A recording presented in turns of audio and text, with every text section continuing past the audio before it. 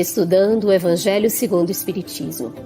Um estudo sequencial da obra O Evangelho segundo o Espiritismo de Allan Kardec.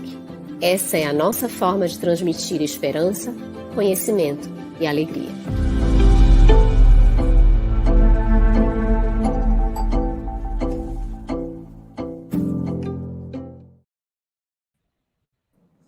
Irmãs, irmãos queridos, sejam muito bem-vindos ao Estudando o Evangelho segundo o Espiritismo. Esse nosso encontro marcado às quintas-feiras, e todos vocês são os nossos queridos convidados para compartilharmos juntos esse estudo nesta construção coletiva. Cumprimentamos o nosso querido Carlos, irmão querido, que faz a companhia conosco nesta condução.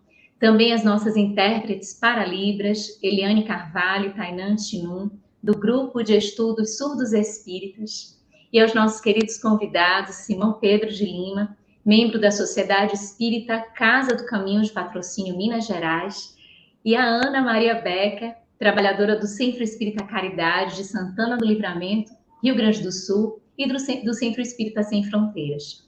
Aproveitamos também para agradecermos a todos os parceiros de transmissão. Muito bem, saudação fraterna a todos que nos acompanham. A nossa cumprimenta a Lu, satisfação estarmos aqui juntos no trabalho, Simão Pedro, Ana Maria e as nossas queridas intérpretes. Hoje nós vamos iniciar o capítulo 5, olha. Bem-aventurados os aflitos, justiça das aflições e causas atuais das aflições. Vamos iniciar aqui com a primeira pergunta para o Simão Pedro. Este é o capítulo que primeiro aborda sobre as bem-aventuranças, Simão. E poderia nos apresentar um panorama geral, assim, uma visão geral das bem-aventuranças, por gentileza?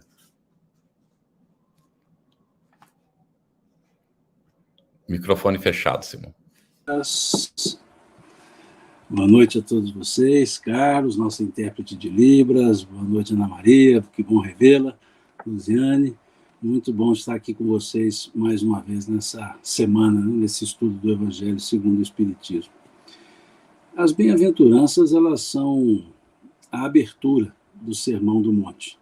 O Sermão do Monte que é mais completamente apresentado pelo evangelista Mateus, nos capítulos 5, 6 e 7, e é justamente são as bem-aventuranças que abrem esse sermão, que é um sermão que Jesus aborda diversos elementos e traz-nos essa referência de uma sequência de bem-aventuranças que não são aleatórias, elas são sequenciais, de maneira tal que a bem-aventurança que antecede a outra é o elemento fundamental para que a outra exista. Como, por exemplo, ele começa: bem-aventurados os pobres pelo espírito, mais traduzido como pobres de espírito, que traz a ideia da humildade, como se nos dissesse que sem humildade não se busca nenhuma virtude.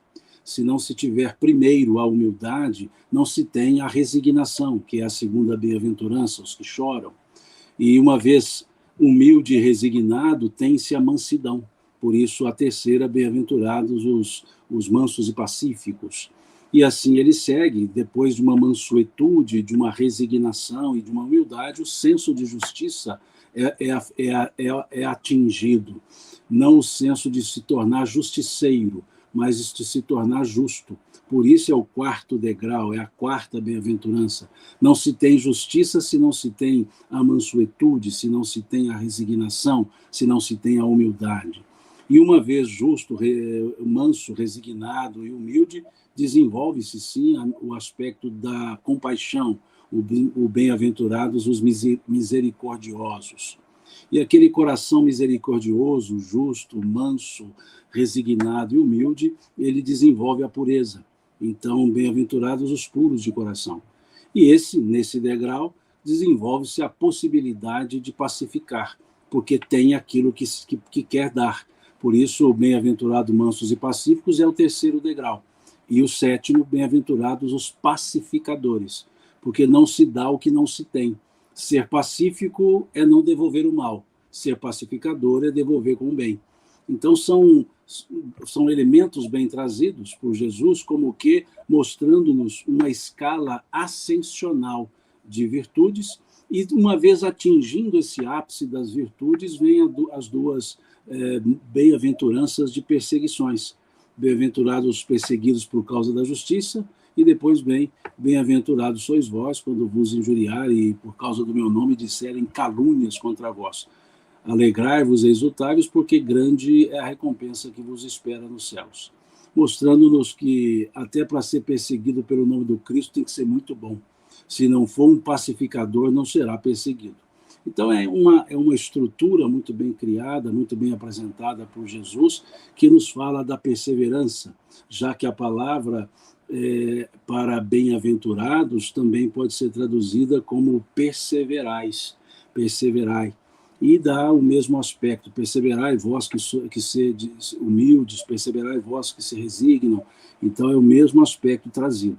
Então é uma abertura e precedida de uma frase, o versículo 1 do capítulo 5 de Mateus, muito interessante, que diz: Jesus, abrindo a boca, começou a falar. Não se fala sem abrir a boca, então seria aparentemente um pleonasmo.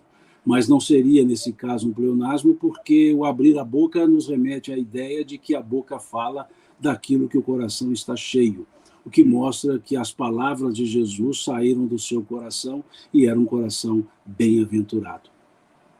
Muito bom. Que lindo, Simão. Que painel muito importante que você trouxe para a gente. Aqui as pessoas já estão colocando boa noite, algumas dizendo de onde são. Vão trazendo seus comentários, os seus questionamentos. Vamos aproveitar aí a presença da Ana, do Simão, para que eles compartilhem conosco o fruto dos seus estudos. Ana, no trechinho, nesse capítulo, o capítulo 5º, meus irmãos, é interessante porque ele é bem extenso, né? Ele é o segundo capítulo maior aqui do Evangelho segundo o Espiritismo. O primeiro é a coletânea de preces. E logo depois é esse Bem-aventurados os aflitos. A gente encontra muitas mensagens para as nossas reflexões. Então, no item 3, que é Justiça das Aflições, a gente encontra um trechinho aqui que Kardec nos traz. Somente na vida futura podem efetivar-se as compensações que Jesus promete aos aflitos da terra. Sem a certeza do futuro, estas máximas seriam um contrassenso, mas ainda seriam um engodo. Por que, Ana?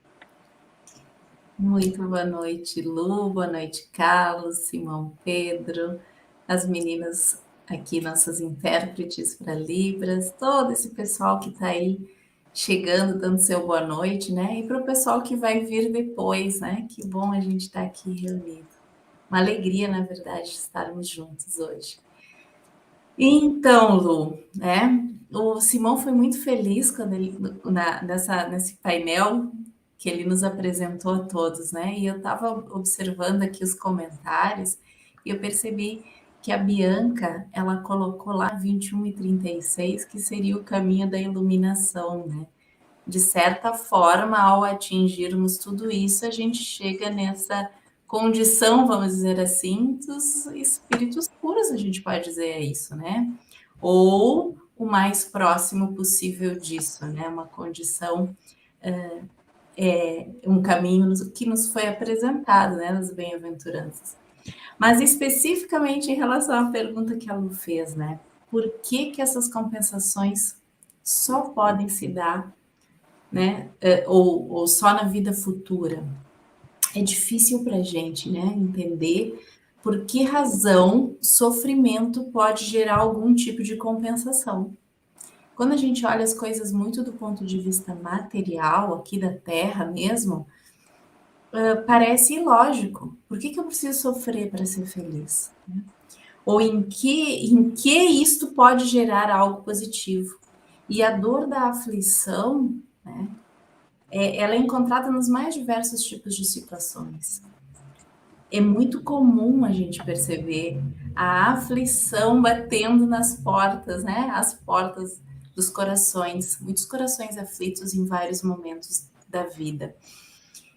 E independente do tipo de aflição, né, porque usar de todas as espécies, quando ela é acrescentada da revolta, da indignação, da amargura, né, da inconformidade, da falta de noção da vida espiritual, parece que fica mais pesado.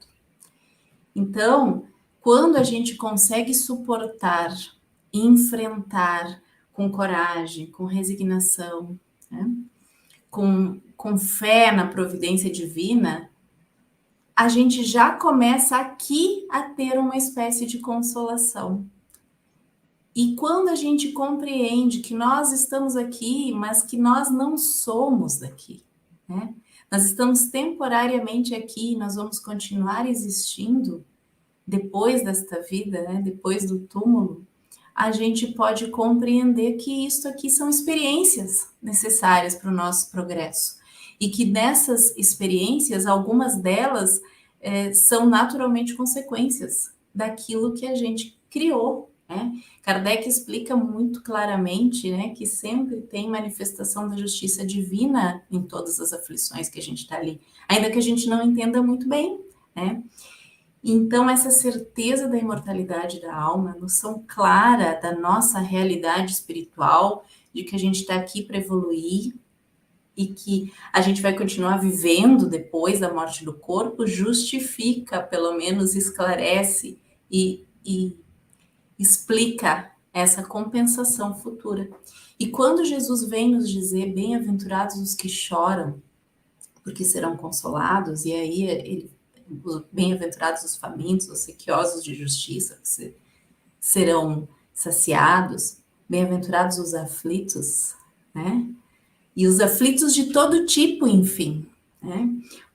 Porque nós aflitos seremos consolados, ele está falando diretamente ao nosso coração. Ele está dizendo que todos nós que estamos aflitos, ou que estivemos aflitos em alguma situação, nós seremos amparados, porque a gente não está sozinho. E isso tudo que está acontecendo não é em vão. Então, ele está vindo com toda essa amorosidade característica daquele ser que compreendia as verdades espirituais de uma forma que a gente ainda não consegue entender. Ele está vindo com toda essa amorosidade nos confortar, nos orientar, nos direcionar. A essa autoridade de quem conhece os meandros da vida, sabe o que está falando. Ele está dizendo para a gente não desesperar, porque se a gente enfrentar essa aflição sabendo que nós somos bem-aventurados por conta disso que a gente está passando, que tem uma razão que a gente desconhece, a gente pode acalmar um pouco o nosso coração mesmo com a tempestade surgindo, né? A gente pode confiar um pouco mais, confiar nessa figura de autoridade que sabe o que diz, que veio nos mostrar um caminho e mais, que ainda nos deixou uma mensagem muito interessante lá em João, né? Capítulo 16, versículos 33, mais ou menos, né? No mundo tereis tribulações, tereis aflições, mas eu venci o mundo. Então, se ele venceu, e ele está dizendo, e disse tantas vezes que a gente pode fazer tudo o que ele fez, a gente pode, confiando nisso e nessa certeza da vida futura. Sem essa certeza, não há razão de ser. E alguma razão há. Jesus nos diz, e o nosso coração, se a gente consultar ele, a gente vai saber que é real. Tudo bem, Ana. Excelente. A Bianca Vilar, às 21h40, fez um comentário. Eu acredito que as bem-aventuranças são os recursos que indicam a elevação espiritual. Jesus nos mostrou um trajeto a ser seguido, e quando estamos focados nos ensinamentos divinos, escalamos os degraus da purificação espiritual. Bonito, né? Muito bem, obrigado, Bianca. E Simão, ainda dentro desse item 3, que trata aqui da justiça das aflições, a certeza na vida futura é suficiente para explicar a justiça de Deus? E de que forma o Espiritismo contribui com essa compreensão? Fechado o microfone, Simão. a certeza na vida futura, ela é suficiente para acalmar, para desenvolver justamente o aspecto de resignação. Mas ela não explica as aparentes anomalias, que são palavras que Kardec utiliza, anomalias nos acontecimentos da vida. Porque, vejamos, se trabalhássemos apenas com a ideia de uma fé no futuro, nós não conseguiríamos explicar as aparentes incoerências ou falta de equidade na lei de Deus. Por uma questão muito simples: Deus é justo. Sendo Deus justo, toda a sua estrutura de lei precisa ser justa, precisa ter equidade. E aí vem-se alguns questionamentos, porque há diferenças nos acontecimentos da vida em relação às diferentes pessoas. Porque há pessoas que já nascem com limitações de saúde, físicas que sejam, porque há pessoas que nascem na abastança, pessoa que nasce na miséria, porque a explicação normalmente que se tem é que é um sacrifício para a elevação. Mas aí vamos imaginar que um precisa fazer sacrifício, o outro não, porque nasce com doenças e o outro nasce saudável. E aí diz, mas esse que sofre, ele ganhará o céu. Mas o outro que não sofre e é justo e bom também ganhará. Então não há uma equidade nessa lógica pura e simples de uma vida futura. E o Espiritismo ele vem justamente contribuir para explicar essa bondosa justiça de Deus, ou essa justa bondade de Deus, que é justamente essa equidade naquela ideia de que a vida futura nada mais é do que a continuidade da própria vida, que a vida futura nada mais é que a consequência do que fazemos na vida presente, vamos dizer assim, que as sucessões reencarnatórias são a forma encontrada para que nós mesmos nos ajustemos em relação ao que nós fizemos. As reencarnações, conforme vemos lá no artigo 9º, do capítulo 7 do livro Céu e Inferno, Código Penal da Vida Futura, as reencarnações são solidárias entre si porque pertencem ao mesmo espírito. Então somos nós solidarizando-nos conosco em função do que fizemos. Então mostra-nos que a vida futura não é uma vida apartada de mim, não é uma outra vida, é a continuidade da mesma vida com todas as consequências.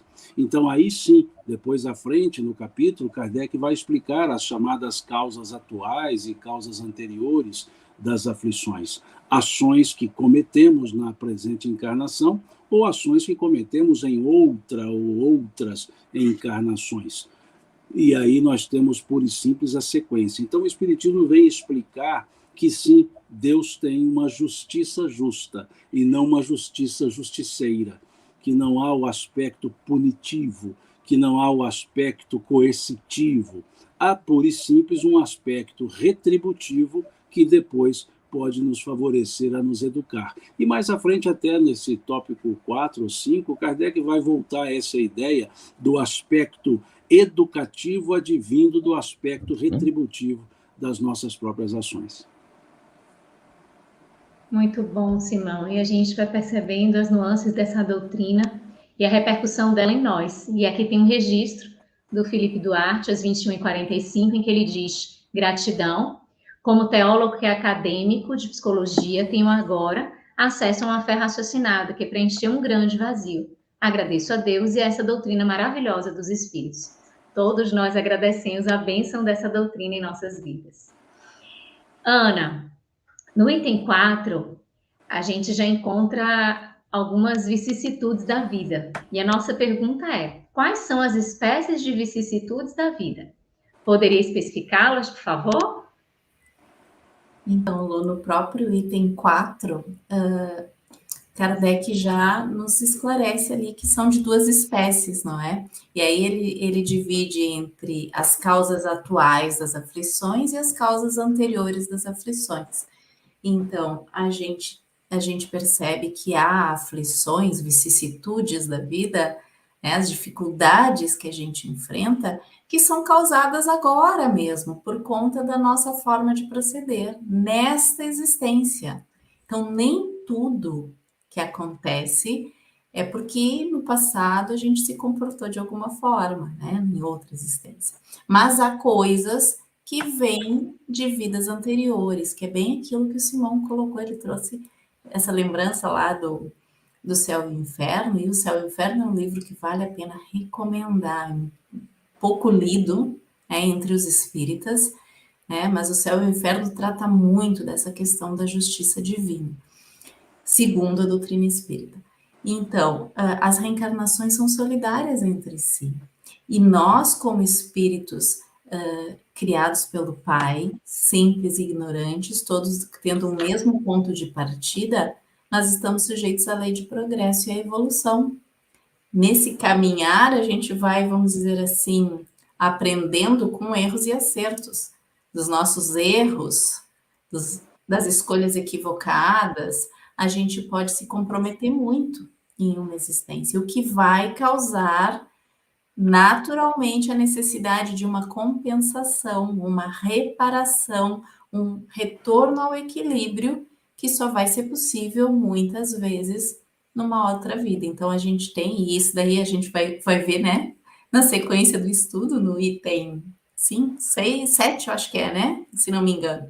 Mas é na sequência do estudo, né? E aí Kardec exemplifica várias causas que são atuais. E é bom a gente lembrar disso, para a gente começar a ter um comprometimento maior com a nossa encarnação. Aproveitar esse tempo que nós estamos aqui.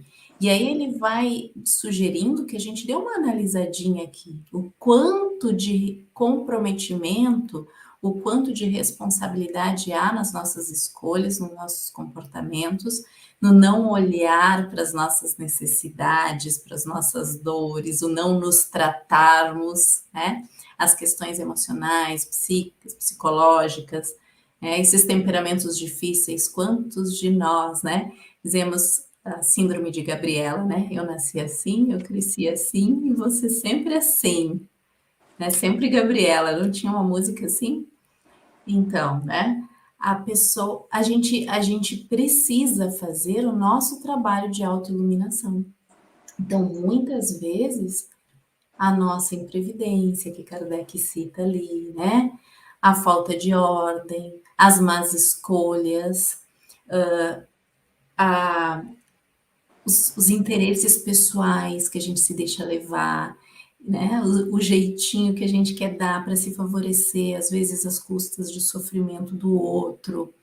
Então, são coisas que a gente faz agora e que a gente sofre naturalmente, né? Nos nossas relações pessoais, quantos reagem aos gritos, aos berros, né? Fecha a porta com estrondo e a gente se deixa levar pelas nossas paixões, pelos nossos excessos, sem fazer o que nos cabe. O cuidado, às vezes, né, na educação dos filhos, a gente às vezes tem, né? Muitas vezes a gente deixa de ocupar o nosso espaço dentro do lar, dentro da família, e abre campo para que surjam dificuldades mais à frente. A gente poderia citar muitas situações aqui que não são resultado de vidas anteriores, são resultado direto daquilo que a gente está fazendo hoje, né? O que eu posso fazer agora por mim, pela minha vida, por aqueles que convivem comigo, pelo ambiente onde eu estou inserida, né? Alguma coisa a gente pode fazer. Vamos pedir orientação a Deus, nosso Pai, né? Nos dar o tempo de meditação, oração e vigilância, como Jesus nos recomendava, né? Muito interessante, Ana. Muitas vezes nós estamos provocando, né, as situações pelo próprio comportamento, como você disse, na relação com o semelhante, por uma falta de cuidado. É por isso que Jesus recomendava vigiar e orar, né? Mas lá, eu creio que está em Marcos, né? Antes diz assim, olhai, vigiai e orai, né? A gente precisa realmente estar muito atento a isso, que a gente, muitas vezes, pelo próprio estado emocional que a gente conserva, que a gente cultiva, a gente sofre, né? Muito interessante. E Carlos, o melhor presente que a gente pode dar, às vezes a gente ama tanto as pessoas, né? A gente quer tanto estar bem e as nossas relações, às vezes, elas vão de mal a pior, não é por falta de amor, é porque a gente não consegue se relacionar. O melhor presente que a gente pode dar é a gente se tratar, né? Se olhar isso. e Fazer o procurar esforço, né? aquilo que nos cabe dentro da situação que a gente tem, né? A doutrina espírita nos oferece muitas ferramentas para isso. Uhum. Às vezes a pessoa desanima, né? Ela pensa em fazer e tal, não consegue e desanima. É assim mesmo, como você disse, a síndrome de Gabriela, né? Eu sou assim mesmo. Mas não é, nós somos... Uma das coisas que eu admiro na natureza humana é a capacidade regenerativa do ser, não é? Nós temos condições de dominar isso. E, Simão, aqui ainda nesse item 4, causas atuais das aflições, tem um trechinho que diz: se eu houvesse feito ou deixado de fazer tal coisa, não estaria em semelhante condição. Como podemos verificar o sentido destas palavras para cada um de nós, e dentro disso que a gente já está conversando, né? E como evitar as vicissitudes da vida? É o que eu dizia antes, Carlos, sobre o aspecto retributivo. Uma fala dessa, ela surge depois de uma situação adversa. Quando eu vou usar uma condicionante, né, se, eu vou trabalhar com o lado do arrependimento. Se eu não tivesse feito, ou seja, é porque eu fiz. Se eu não tivesse feito desse jeito, é porque eu fiz desse jeito. Então, a consequência do fiz, ela acontece. E esse fiz sendo danoso, eu tenho uma consequência danosa. E é o aspecto retributivo, porque a lei de Deus não tem aspecto punitivo. Ela apenas tem um aspecto que retribui à pessoa a consequência daquilo que foi feito. Então, essa retribuição é diretamente proporcional ao feito, à consequência, à amplitude do que foi feito. E quando as nossas ações não são as ações adequadas, as ações que nós podemos chamar justas, é natural que haja a consequência daquele prejuízo causado. E esse aspecto retributivo, ele pode levar ao aclarar de consciência. E o aclarar de consciência gera essa frase que nós podemos chamá-la de arrependimento. Se eu não tivesse feito, em outras palavras, me arrependi. Os dois elementos constantes no capítulo, no artigo 16 do Código Penal da Vida Futura, do artigo 7, do capítulo 7 do Céu e Inferno. O que é esse artigo 16? Os três elementos para se sanar uma falta: o arrependimento, a reparação e a expiação. A expiação é o aspecto retributivo, e aí vem o arrependimento, que é esse aspecto contido na frase "se eu não tivesse feito", e aí vem o aspecto reparador, que é a ação que nós deveremos ter para sanar o débito, reparar o débito. E para a evitação do débito seria justamente o aprimoramento moral, ou seja, a prática das ações benévolas, a prática das ações justas. E isso se faz por um processo de aprimoramento moral, que é processo, não é mudança, pura e simplesmente de uma decisão. É uma decisão como primeiro ponto para a mudança e atitudes que vão determinando e fixando essa mudança. Nós diríamos que erramos, depois passamos a errar menos, depois passamos a não errar, depois passamos a acertar menos, depois passamos a acertar mais, depois passamos a acertar sempre. É um processo. Na primeira parte, antes de acertar, só a própria pessoa avalia a sua evolução. Porque o não acertar na visão alheia sempre será o mesmo, não acertar. Mas eu tenho comigo não acertar mais, não acertar menos. Então, esse aspecto de errar mais, errar menos, só a própria pessoa determina, porque ela está ainda na faixa inferior daquilo que é observado externamente. Então, ela que avalia pura e simplesmente: eu era pior.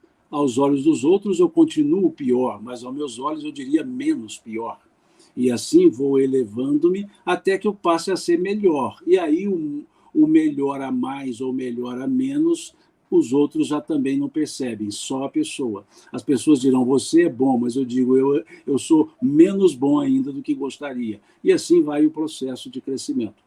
O processo que é muito comum no meio espírita chamar de reforma íntima. E esse aspecto, então, nós diríamos que um bom caminho da reforma íntima é aceitar a parte sombra e fazer brilhar a parte luz.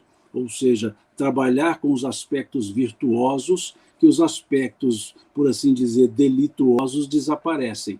Não preciso combatê-los, eu preciso desenvolver os aspectos virtuosos, que é então o que Kardec chama aqui, nesse item, de aprimoramento moral, da mesma forma que buscamos aprimoramento intelectual.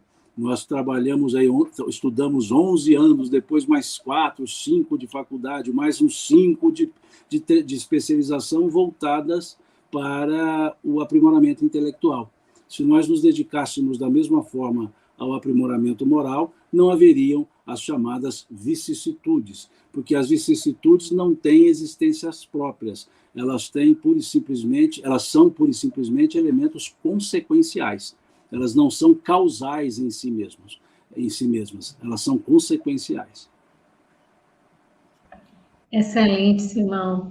E a gente tem aqui muitas participações no chat, tem uma aqui que a gente concordou muito, a Maria Dantas, às 22 horas, ela colocou, eita povo maravilhoso, esses palestrantes, e agradeceu aqui, a gente concorda com essas maravilhas aqui descritas.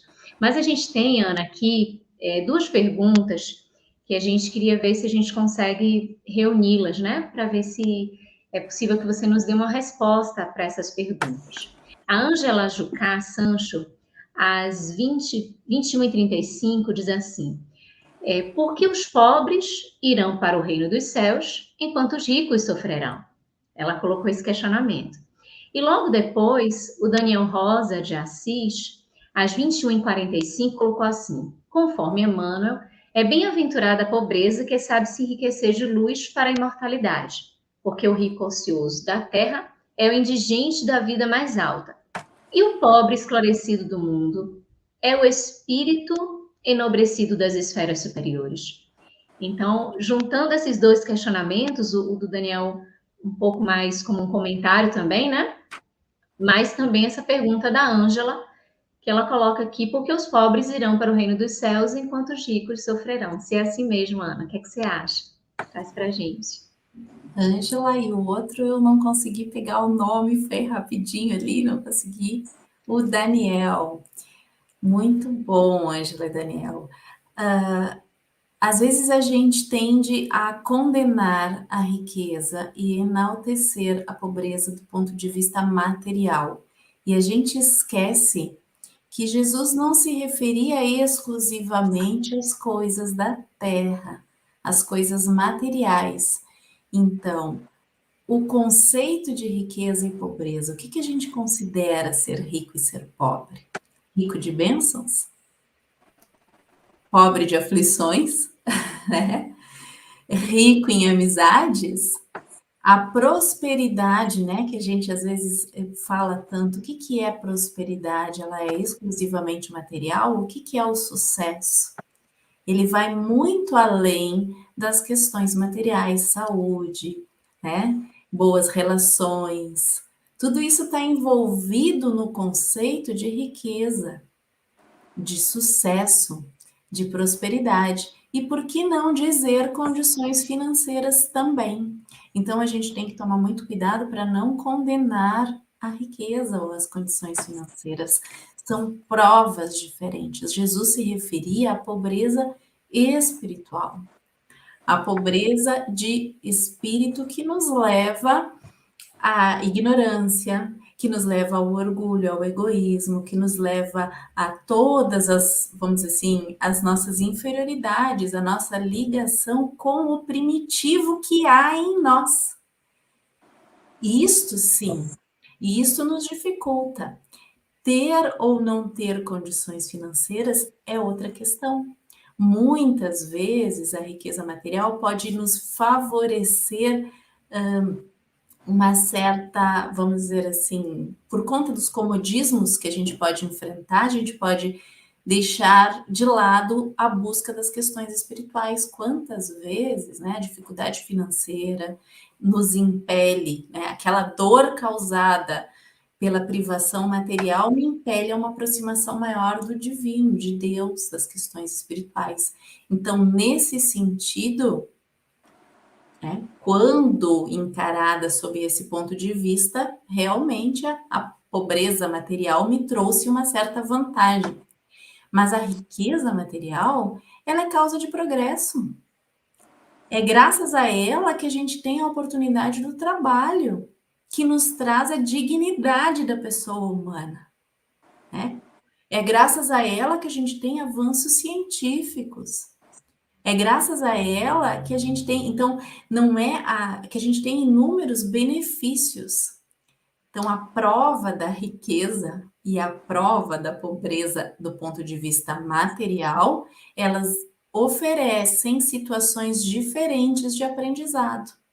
Agora, a pobreza ou a riqueza do ponto de vista espiritual e do mais alto vai muito além da simples questão espiritual. Então, alguém com muita condição financeira e que tenha bem sabido utilizar isso, com certeza é bem-aventurado. Olha quantos benefícios a gente é capaz de espalhar, graças a saber bem aproveitar as posses materiais.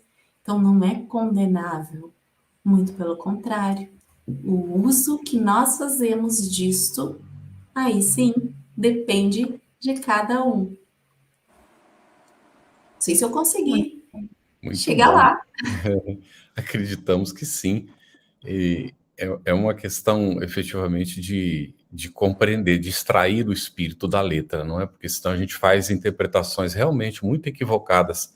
E Kardec, ele deixa isso bem claro, como a Ana está colocando, não é? Não é o problema da riqueza em si, é o uso que se faz. Porque às vezes a pessoa é pobre e é revoltada, ela própria está aflita pela revolta que ela cultiva, não é? E às vezes a gente vê até pessoas que realmente têm abundância e ainda assim é revoltado. Então, tudo depende mesmo do comportamento da pessoa, daquilo que ela traz dentro, não, e não daquilo que ela transitoriamente, não é nem possui, né? Na verdade, ela tem uma posse transitória daquilo, não é? É muito interessante. Simão, o Jorge Pérez, às 21h41, ele coloca, Simão, grande irmão em Cristo. Kardec coloca no capítulo 5 as causas atuais e as causas anteriores das aflições. Não seria também interessante inserir neste capítulo as causas das futuras aflições? Aí ele chamaria de causas presentes das aflições, porque as causas futuras, ou seja, as consequências futuras, terão como causa as ações do presente. Num processo encarnatório, nós estamos, digamos que, trazendo os elementos do passado, mas ao mesmo tempo criando as consequências do futuro. Então, seria causas anteriores para o presente, causas atuais para o presente, causas no próprio presente para o futuro. Então, que a gente observe bem esse sentido de que a encarnação presente, ela não é só colheita, ela é semeadura. Ela é uma semeadura para a colheita futura.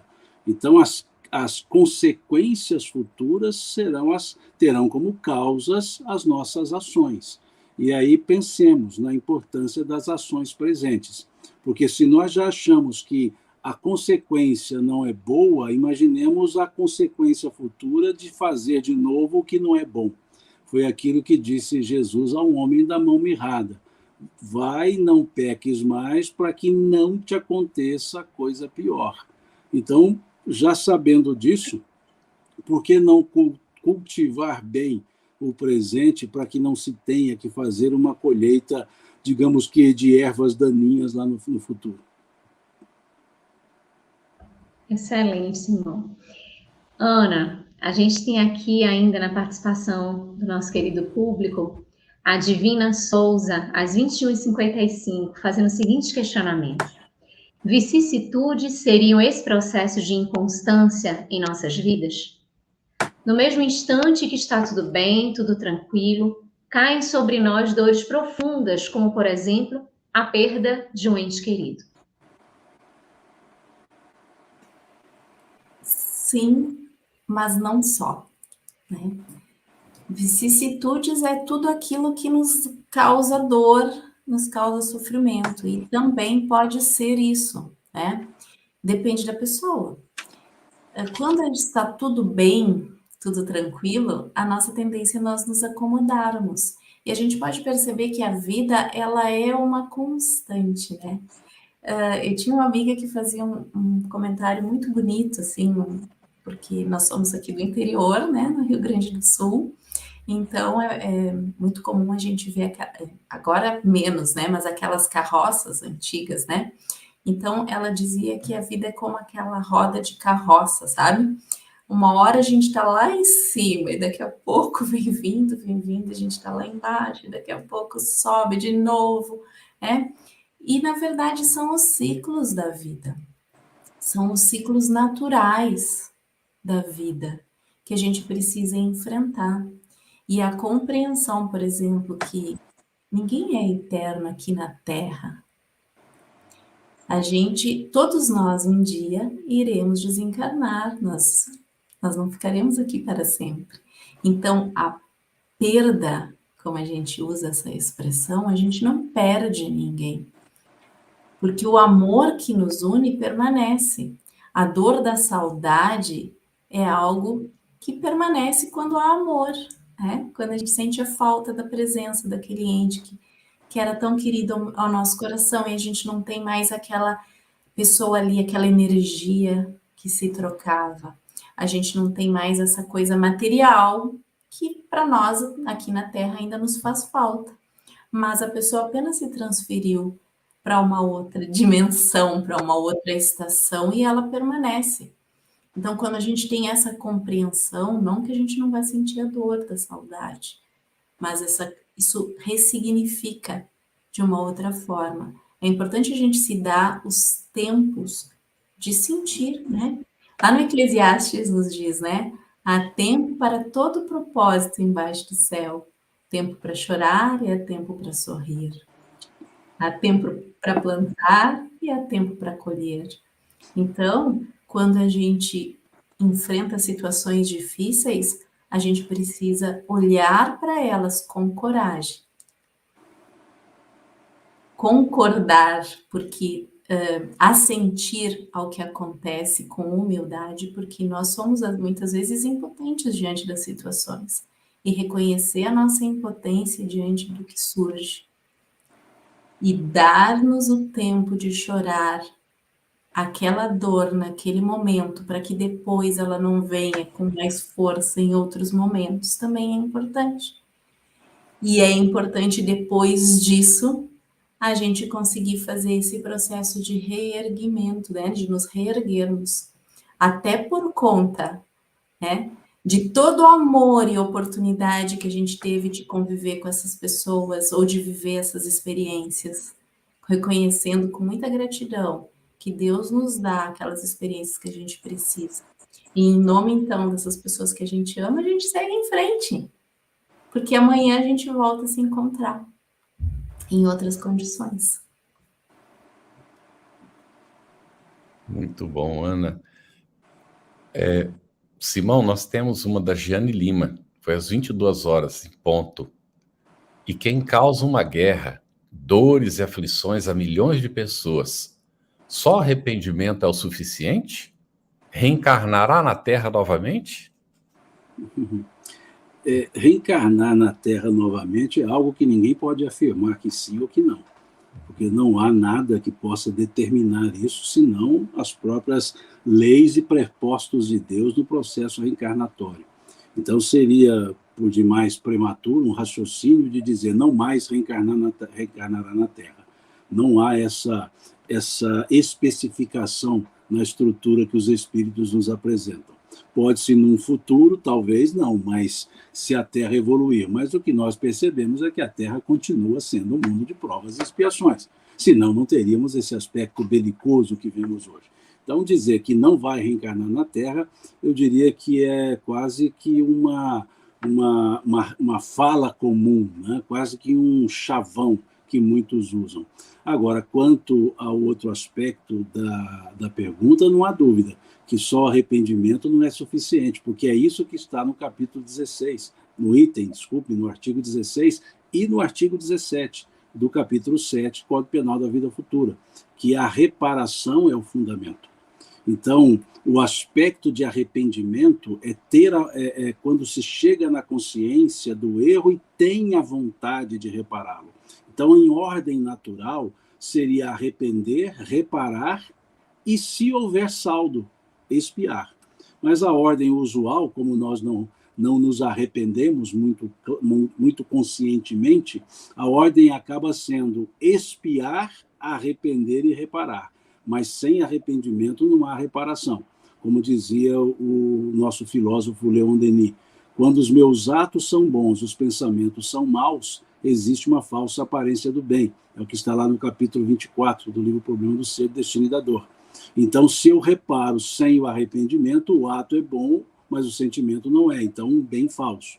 Então, nesse sentido, só arrependimento não basta. A reparação é fundamental. E Kardec é muito claro nesse capítulo 17, que a reparação é o elemento, nesse item 17, que a reparação é o elemento principal. Agora, imaginemos como reparar um aspecto no nível belicoso que abrange milhares de pessoas. Será uma reparação que abrangerá milhares de pessoas, porque senão não haverá uma reparação.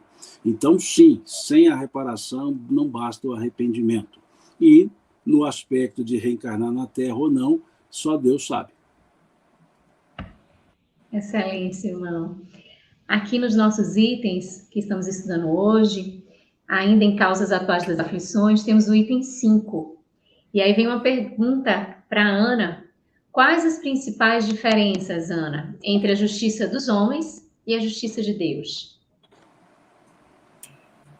Bom, aí a gente tem que ler o céu e o inferno, né, inteirinho. Mas, na verdade, se a gente parar para pensar, e o próprio item já nos diz, né, que a lei dos homens ela não abrange todas as faltas. A justiça humana é falha ainda. Ela está muito distante da justiça de Deus.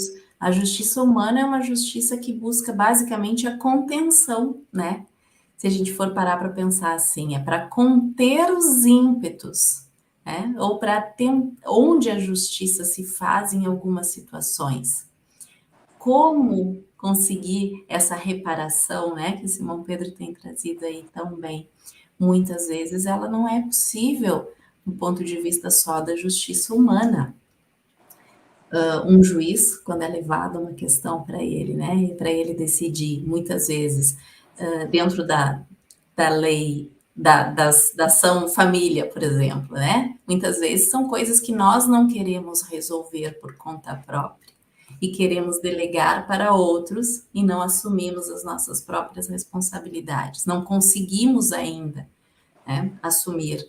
E aí, às vezes, sem ter todos os elementos, vem aquela decisão impondo comportamentos que não necessariamente pacificam os corações.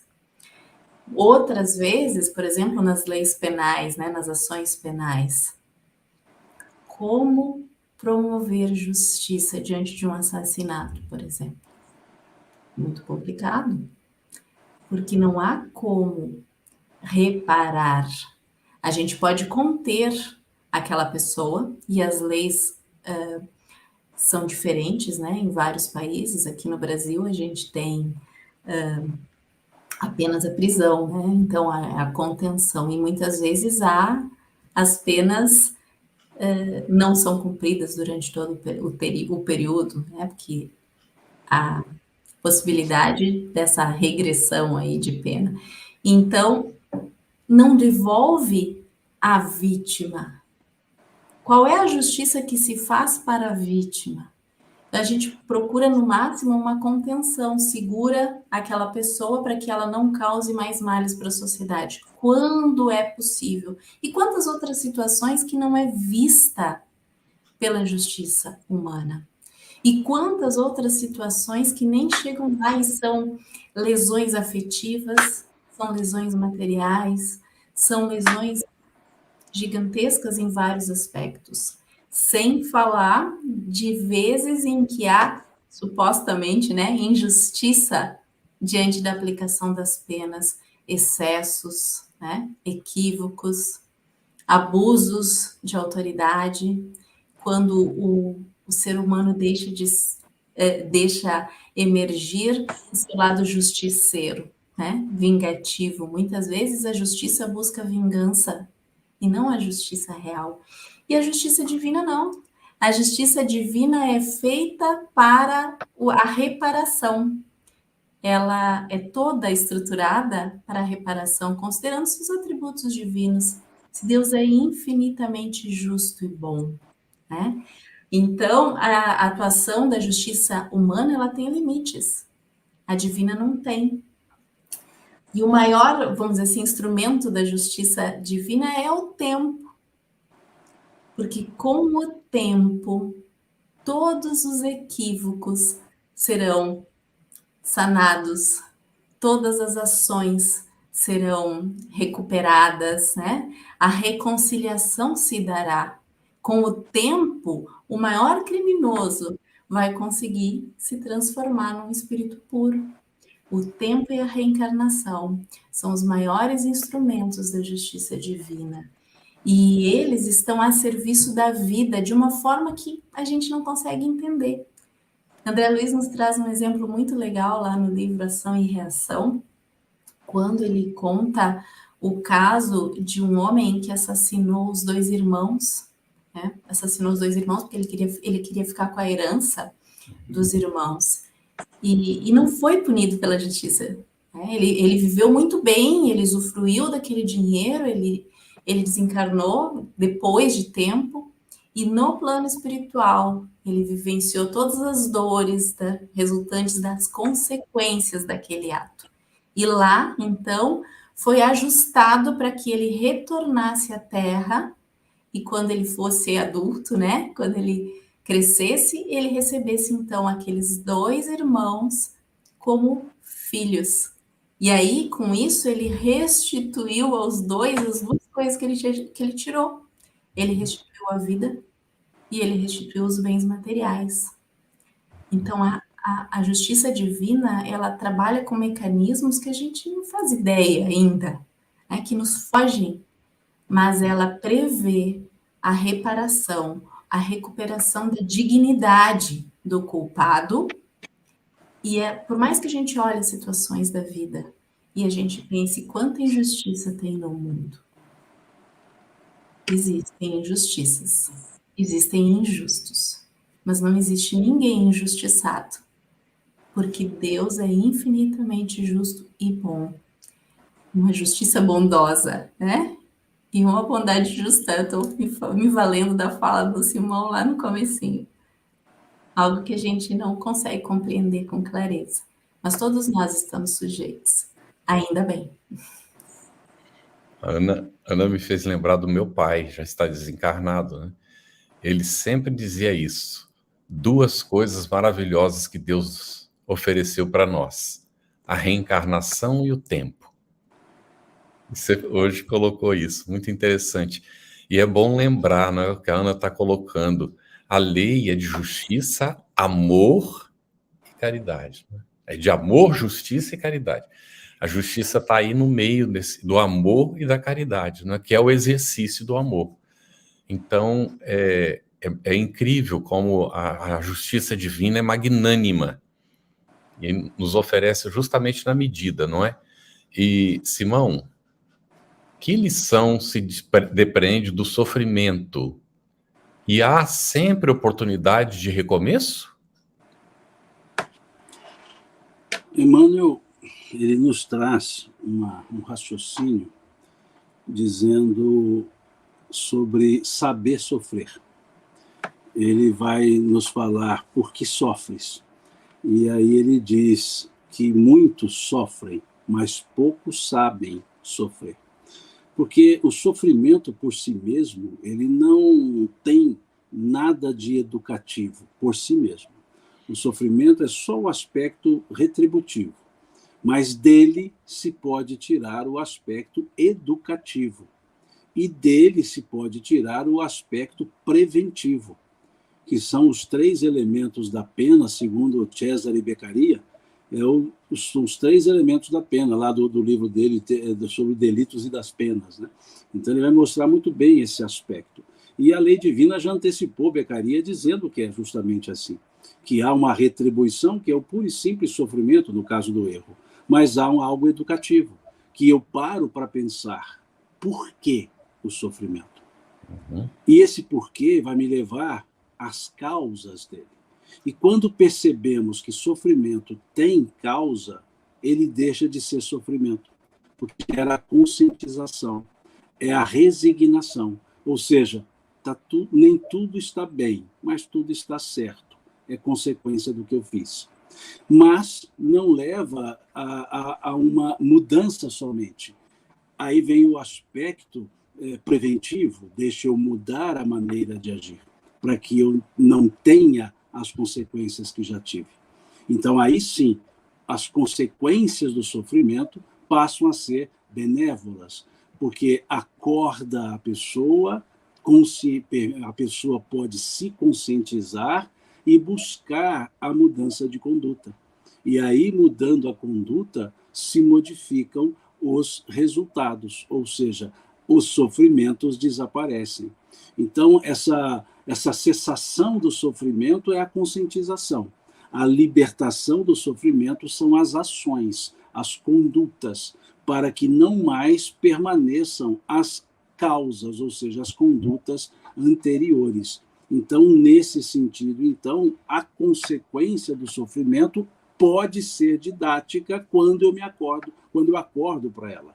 Ela tem um objetivo didático, mas ser didático depende de eu acordar para isso e retirar do sofrimento aquele aspecto educativo. Eu brinco algumas vezes dizendo que as pessoas dizem que espírita gosta de sofrer.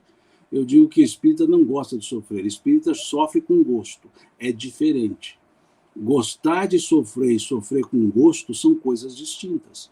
O gostar de sofrer é o vitimismo, é o estar sempre se vitimizando e lamentando. O sofrer com gosto é, apesar do sofrimento, buscar as suas causas e extirpá-las. Ou seja, é dar valor ao sofrimento. Não é aplaudir o sofrimento, é dar valor a ele, porque ele está me mostrando que eu preciso mudar, redirecionar os meus caminhos. O sofrimento é como sensores epiteliais que nós temos, que nos indicam que vamos queimar a mão, a parte do corpo que tocar num fogo, e isso faz com que tiremos a mão. Aquela dor das terminações nervosas, elas vão me fazer tirar a mão. O sofrimento é a dor da terminação nervosa da consciência que me faz parar de agir negativamente. E aí depois eu vou me educando, eu vou mudando as minhas posturas. É por isso, então, que a gente coloca os 3 aspectos no sofrimento. O aspecto retributivo, o aspecto educativo e o aspecto preventivo, que carreia, né, a lógica para se sanar uma falta. Muito bom, Simão. Ana, a gente tem uma pergunta aqui do Jorge Pérez, às 22h20, onde ele diz assim: se há justiça nas causas das aflições, quais os procedimentos deveremos tomar para evitar aflições futuras? Oi, Jorge. Qual procedimento devemos tomar? Devemos acolher as aflições com amor, né? Sorrir para elas, por que não, né? Elas vão nos trazer a uma força especial, porque é através daquela aflição que eu vou ganhar experiência, que eu vou ganhar aprendizado, que eu vou me tornar alguém melhor, a partir do momento que eu tomá-la com tudo que ela tem, com tudo que ela contém, com tudo que ela traz para mim. E ao tomá-la não quer dizer que eu vá deitar junto com ela e ficar ali deitadinha sem fazer a minha parte. Não, eu preciso fazer o que me cabe dentro desta aflição para que eu possa minorá-la. Não é o culto ao sofrimento. Eu preciso fazer a minha parte, porque muitas vezes a aflição é uma amiga que me convida a fazer essa análise da minha consciência, na minha vida. O que está acontecendo aqui? Por que isso está surgindo para mim agora? E o que isso quer me dizer? E está me convidando a uma mudança de atitude. Que talvez, sem esta aflição, viria alguma outra situação a me convidar que poderia até ser pior que essa. E às vezes eu não faço, eu não tomo aquela atitude e surgiu realmente outra coisa mais difícil. Às vezes é a imposição de determinados limites que eu preciso impor, Limites que precisam ser bem estabelecidos para que sejam respeitados, assim como eu devo respeitar os limites dos outros, eu preciso também saber quais são os meus e até onde eu posso ir. Às vezes é a busca da espiritualidade, às vezes é a busca de uma reconciliação, às vezes é a busca da promoção da minha própria saúde física, mental. Às vezes é simplesmente esse convite que aquela aflição está me trazendo. E se eu não conseguir identificar o que eu posso fazer, então, com muita humildade, eu digo assim, nós vamos enfrentar essa situação enquanto ela for necessária. E aí, ao passar por essa experiência, se eu fizer desta forma, com esse assentimento ao que veio, ela não vai precisar voltar. Ela só voltará a mim se não estiver definitivamente fazendo parte da minha bagagem. Se eu não conseguir fazer dela fonte de força, fonte de mudança. Quanto mais eu estiver em confronto com as minhas aflições, e aí vem a rebeldia, a queixa, a lamentação, o vitimismo, Quanto mais eu estiver assim, confrontando então as dores, eu estou acusando Deus, que permite que essa situação esteja acontecendo. E eu não estou fazendo o meu trabalho de casa. Não estou cumprindo a minha proposta aqui. Não estou fazendo a minha parte e outras situações similares surgirão para mim. A partir do momento que eu acolho a minha aflição, aprendo com ela, trabalho com ela e faço o que me é possível, ela vira força, caminho para a luz. Muito bem, Ana. Tem um comentário feito pela Sueli Maria, às 21h54. Não precisa colocar, não, só vou dizer, Ana, da nossa solidariedade também, e pedimos aos bons espíritos que a amparem no auxílio à sua sobrinha também. E todos os que estão comentando, às vezes desencarnou algum familiar, tenhamos a convicção do amparo espiritual em favor dos que estão em sofrimento, daqueles que já foram para o outro lado. Nós não estamos jamais sozinhos, não é? Então, bastante confiança no amparo espiritual. Nós estamos próximos do fechamento. Vamos ainda fazer umas 2 perguntas, Lu, e a gente fecha, não é? Vou juntar 2 aqui. O Ricardo Mendes, às 22h06, perguntou: pobres de espírito igual humildes? E o Edmilson Silva: o pobre sem resignação é aumentar os débitos para a erraticidade? Simão Pedro, por favor. É interessante essa pergunta do Ricardo. Em hebraico, nós temos ani ruach para pobres de espírito. Ani ruach. Ani significa pobre em matéria e significa humilde. Então, a palavra ani, quer dizer, A-N-I-Y, né, ani, ela significa pobre material e significa humilde. Ruach significa orgulho.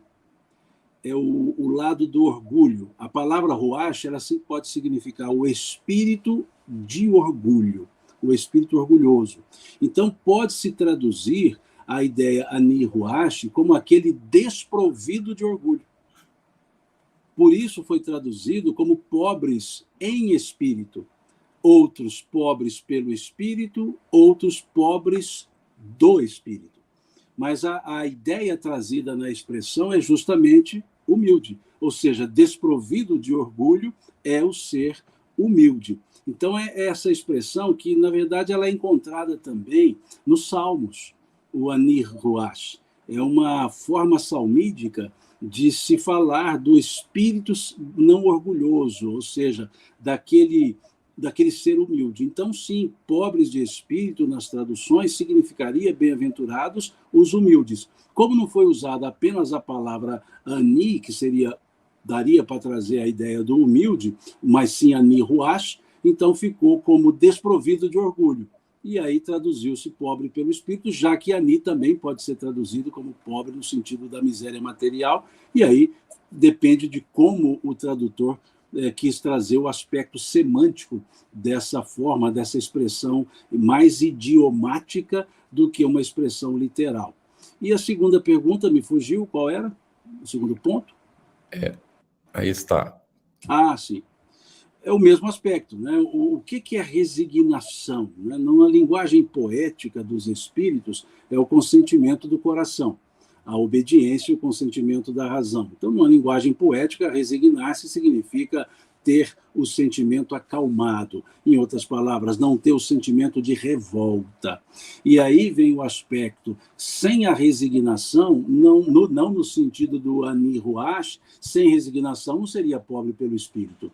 Seria justamente orgulhoso, porque seria o aspecto da lamentação, que é um dos riscos, das provas, né, que os espíritos nos trazem, prova da pobreza, da miséria e prova do poder, dizendo eles que uma e outra são igualmente riscos, porque a pobreza pode gerar a lamentação contra a providência e o poder levar aos abusos. Então, quando se gera a lamentação, é porque não há resignação. E essa lamentação ela é um tanto denotativa de orgulho, porque a pessoa normalmente vai dizer: por que o Senhor faz isso comigo, meu Deus? Em outras palavras, por que não faz com os outros? Então, isso é um aspecto do egoísmo, né, que falta a resignação. Resignar-se não é o mesmo que acomodar-se. A acomodação não leva à mudança mesmo quando se pode fazê-la. A resignação é o aguardar até o momento de promover a mudança. Então, essa é a ideia de resignar. Por isso que quando dizemos bem-aventurados que choram, na fala do Cristo, seria o quê? Bem-aventurados os que se resignam, e não somente os que choram lamentando. Por isso a ideia do bem e do mal sofrer, que está justamente nesse capítulo 5 do Evangelho segundo o Espiritismo. Muito obrigada, Simão, Ana, pelos lindos esclarecimentos dessa noite. Foram aprendizados profundos e especiais. Gratidão ao Carlos por esta parceria, as meninas que nos fazem a interpretação para Libras. Todos vocês que aqui participaram, trouxeram seus comentários, as perguntas riquíssimas e muito valiosas.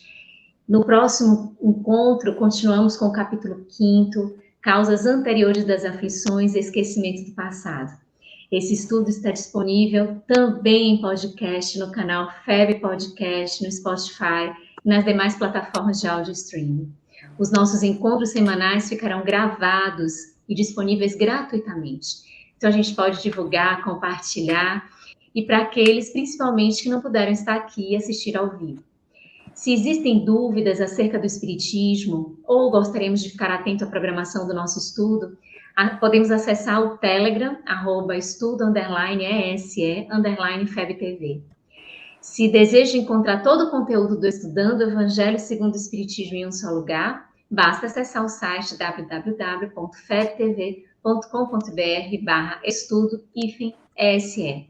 Lá nós vamos encontrar as perguntas respondidas do Telegram, os encontros, materiais de estudo, podcasts e muito mais. A FEB disponibiliza a oportunidade do estudo das obras básicas em 3 momentos. Estudando o Livro dos Espíritos, segunda-feira, às 20 horas. Estudando o Livro dos Médiuns, sempre às terças, às 20 horas. E estudando o Evangelho segundo o Espiritismo aqui conosco às quintas, 21h30. Apoie a FEB TV, ajude a manter este e outros estudos no ar, acessando febtv.com.br. Gratidão imensa a todos e até o nosso próximo encontro. Grande abraço. Estudando o Evangelho segundo o Espiritismo. Um estudo sequencial da obra O Evangelho segundo o Espiritismo de Allan Kardec. Essa é a nossa forma de transmitir esperança, conhecimento e alegria.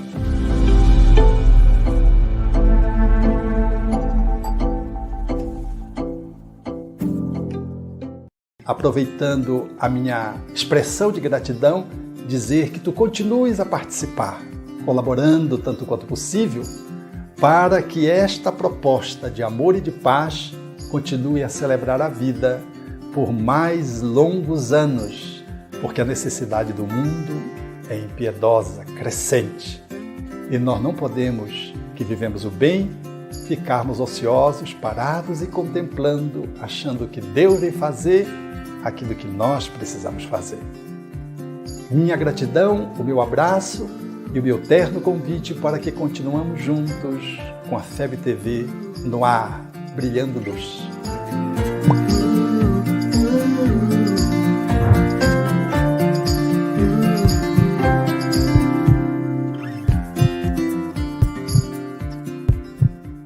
Iniciamos hoje a campanha Conheça a Federação Espírita Brasileira, que busca mostrar quem ela é. O trabalho realizado por meio desta instituição centenária, trazendo você para dentro da nossa casa. Como surgiu a Federação Espírita Brasileira? De Augusto Elias, o seu fundador, aos dias de hoje, o que ocorreu?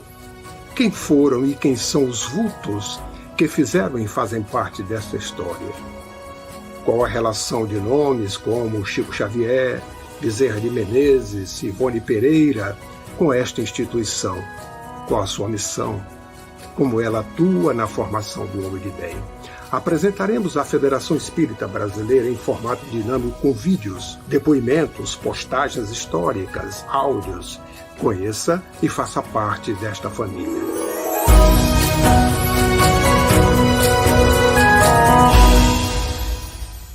A Federação Espírita Brasileira lança o portal FEB Podcast, com conteúdos em áudio que objetivam esclarecer e consolar corações para uma postura de vida com fé, harmonia e esperança.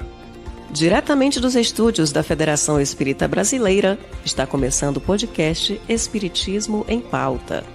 Você está ouvindo o podcast Estudando o Livro dos Espíritos.